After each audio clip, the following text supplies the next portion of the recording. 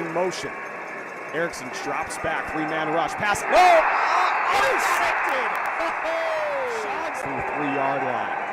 Irwin hands off to Vander, he's got a space, a hurdle into the end zone, touchdown quad six. High snap, Myler pitches out to Burgess, looking for the goal line, he's in! Touchdown Green Bay, there's that. Snap. Does he get pushed in? Myler fakes the handoff, looking for the end zone, pass, caught!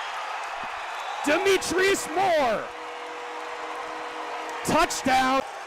Snap to Irwin, three-man rush, shot play, going for Rudd, intercepted by Rivers again! Return up the right side, still on his feet, brought down. Ladies, they have a double-digit lead. Myler pump fakes, looking for the end zone, pass caught by Patron.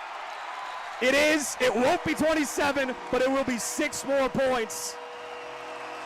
As Lowell Patron says good night from Green Bay. You missed it, you probably did. E.J. Burgess right out of the injury timeout. Nice took the handoff.